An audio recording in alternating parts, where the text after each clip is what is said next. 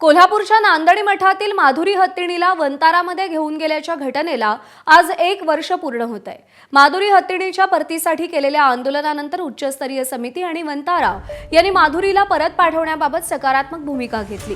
मात्र माधुरीच्या निवाऱ्यासंदर्भात तपासणी करणारी टीम वेळकाढूपणा करत असल्यामुळे ती अद्याप परत आली नाहीये। त्यामुळे माधुरीच्या घरवापसीसाठी 1 दिवस उपवास करण्याचा निर्णय नांदणी परिसरातील गावकऱ्यांनी घेतलाय। माजी खासदार राजू शेट्टी यांच्यासह हजारो नागरिक आज 1 दिवस उपोषण करतायत। नांदणी मठाच्या परिसरामध्ये हे उपोषण सुरू झालंय। पुढच्या आंदोलनाची दिशा देखील आज ठरवली जाईल। 13 सप्टेंबरच्या आधी माधुरी हत्तीण नांदणी मठामध्ये परत यावी यासाठी मागणी जोर धरतीये। या ठिकाणी माजी खासदार राजू शेट्टी आहेत, त्याचबरोबर या ठिकाणी महादेव जानकर आहेत। ही सगळी मंडळी आहेत ते उपवासासाठी 1 दिवस बसलेले आहेत। संपूर्ण या मठाच्या परिसरामध्ये जर आपण बघितलं तर इकडे देखील मोठ्या संख्येने नागरिक आहेत ते 1 दिवस उपवास आहे।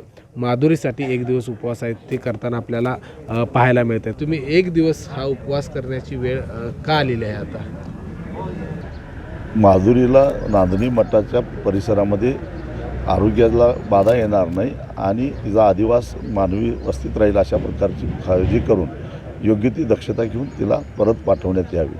पण त्यालाही आता 8-9 महिने झाले, परंतु अद्यापही ती परत येण्याची लक्षणं दिसत नाहीत। याचं कारण हाय पॉवर कमिटीनं एक तज्ज्ञांची समिती नेमली। त्या समितीनं इथं यावं, या जागेला भेट द्यावी, कारण माधुरीच्या राहण्यासाठी म्हणून जे काही व्यवस्था हाय पॉवर कमिटीच्या मार्गदर्शनाखाली जे काही ठरलेलं होतं त्याबद्दल सगळी यंत्रणा सज्ज आहे, तयार आहे।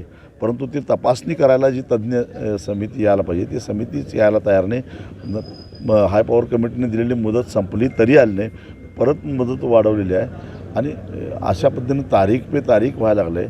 आता सर्वोच्च न्यायालयानं निकाल दिला आहे, हाय पॉवर कमिटीनं संमती दिलेली आहे आणि मग तरीसुद्धा आमची माधुरी येत नाही।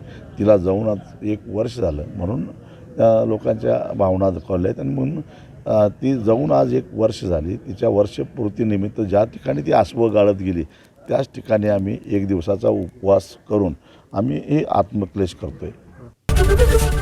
एबीपी माझा, उघडा डोळे बघा नीट।